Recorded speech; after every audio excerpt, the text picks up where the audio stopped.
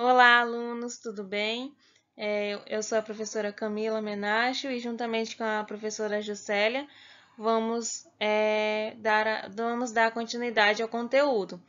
Vamos falar um pouco sobre os indicadores socioeconômicos, a mortalidade infantil, expectativa de vida e escolaridade. A gente vai explicar um pouco sobre o que são esses indicadores e para que eles servem.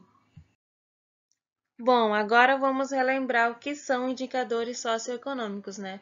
Que são os indicadores sociais e econômicos. Bom, esses indicadores são números que representam a realidade social e econômica de uma região, um estado ou um país. Eles são muito importantes, pois possibilitam uma ideia mais clara sobre as condições da população. E analisando esses indicadores, é possível analisar o estado de saúde de uma população e, assim, criar medidas para melhorar a vida das pessoas. Então, esses indicadores que a gente vai explicar nessa aula, né, expectativa de vida, mortalidade infantil e escolaridade, são importantes analisar para a gente, são importantes que sejam analisados para o país e a sociedade criar medidas para melhorar a vida das pessoas.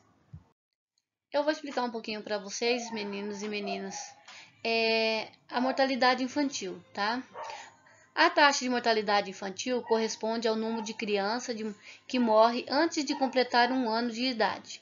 Em cada 1.000 crianças em dado período, um ano, por exemplo, trata-se de um indicador importante para verificar a saúde da população de uma região.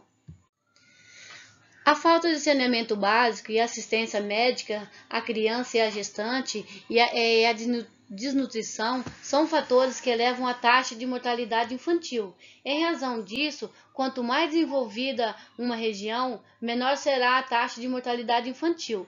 Nas nações mais desenvolvidas, com melhores condições sociais e econômicas, como o caso do Japão, a taxa de mortalidade infantil é muito baixa, menor do que 3 mortes por cada 1.000 nascidos.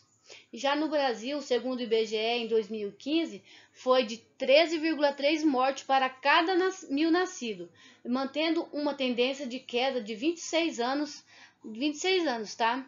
E a taxa, no entanto, varia da região para região. Nos estados mais pobres, a taxa é mais alta, e nas mais ricas, nos mais ricos, mais baixa.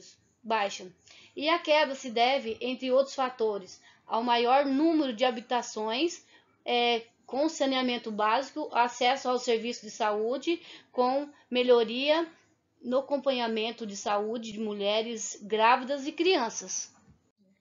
E perante essa mortalidade infantil, devemos focar, por exemplo, os meninos, que é o seguinte: quanto mais atenção os nossos governantes presta, melhor ainda. Por exemplo, cuidando do saneamento básico, procurando mais levar as crianças, chamar as crianças para um postinho de saúde, praticamente estando presente a esses números de crianças que nascem para que diminui essa mortalidade, certo? Bom, agora eu vou explicar sobre outro indicador socioeconômico, que é o da expectativa de vida.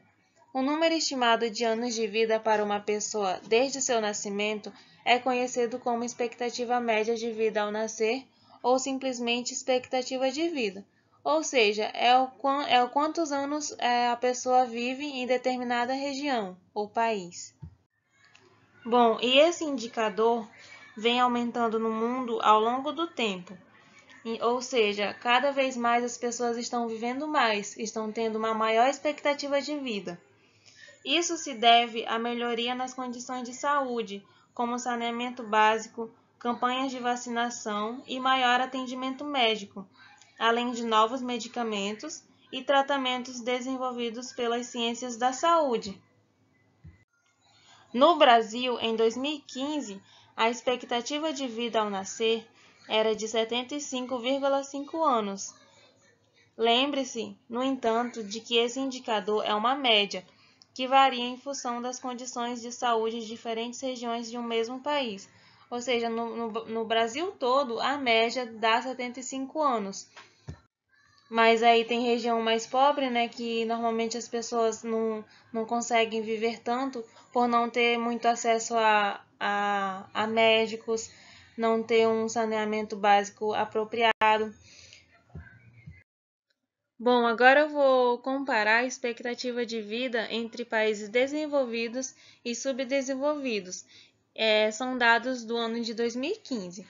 Bom, os países desenvolvidos, temos como exemplo o Japão, que tem uma expectativa de vida de 89,79 anos, a Suíça, que é 82,50 anos, França, que é 81,75 anos, e Espanha, 81,57 anos, e Alemanha, 80,57 anos. Todos esses países desenvolvidos ficaram acima de 80 anos a expectativa de vida da população lá. E já nos países subdesenvolvidos, temos como exemplo a Nigéria, que é apenas 53 anos a expectativa de vida, Moçambique, 52 anos, e Afeganistão, 50 anos. Elas nem sequer chegaram aos 60 anos, para ver essa diferença, né? Que quando a população tem acesso a um saneamento básico apropriado, tem ao saneamento básico, né? O que é o saneamento básico? É quando as pessoas têm acesso a um tratamento de esgoto, uma água potável. E isso, os países mais desenvolvidos, né? Eles arrecadam, disponibilizam recursos para fazer isso na região. E já nos países mais pobres, como a Nigéria, Moçambique, são muito pobres que eles não têm nem acesso a isso, ao saneamento básico. Ou seja, eles às vezes bebem água que não está bem tratada.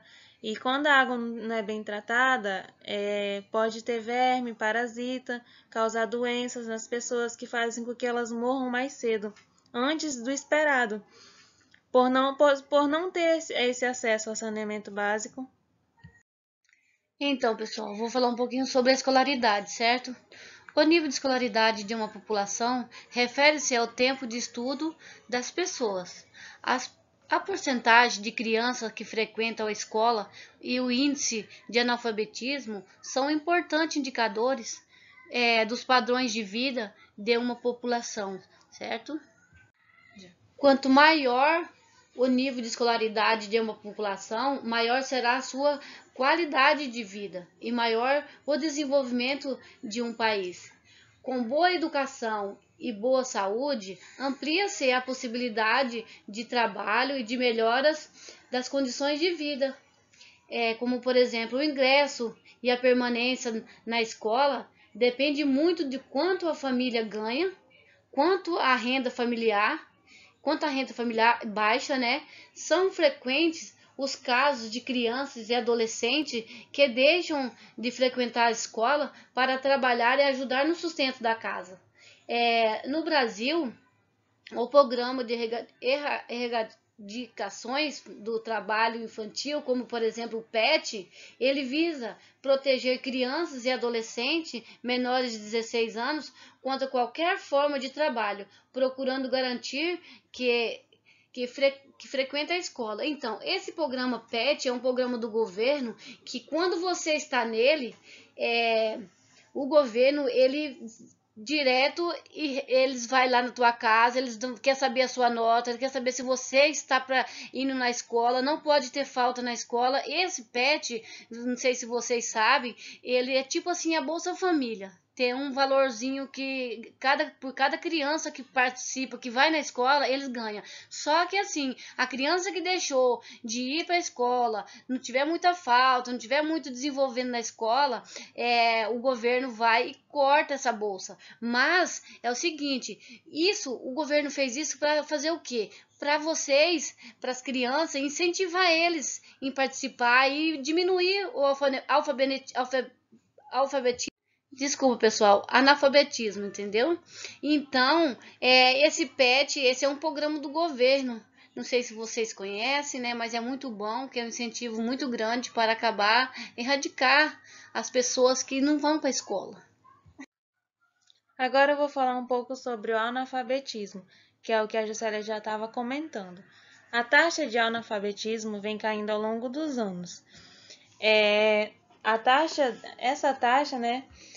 Em 2015, o Brasil ainda tinha 12,9 milhões de analfabetos, de acordo com o IBGE.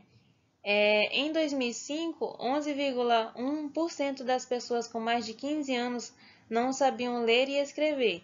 Em 2015, essa proporção caiu para 8%, mas ainda assim continua alta. Esse indicador é muito importante, entre outros fatores, porque evidencia a desigualdade na população. As pessoas consideradas analfabetas costumam enfrentar também outros problemas sociais graves, como a fome e o desemprego. Esse alto índice é provocado pelos modelos antigos de educação, sem modificações que não permitem a criatividade dos indivíduos, provocando a insegurança e a insatisfação pessoal. Bom, também envolve isso, né? Mas a maior parte dessa taxa alta de analfabetismo, né? São as condições precárias das pessoas. Muitas vezes os pais mandam as crianças ir trabalhar e não ir para a escola, acabam não frequentando a escola, ou precisam fazer outras coisas em vez de estudar para ajudar os pais, por falta de dinheiro. E aí acabam não tendo esse acesso à educação. E, só vai piorando a situação, que a pessoa não vai ter acesso à educação, daqui a um tempo não vai ter um emprego, e aí vai se tornando difícil. Então é importante que as crianças vão para a escola desde cedo, os pais tenham ajuda, né? Se esforcem para deixar as crianças na escola, para elas não sofrerem no futuro.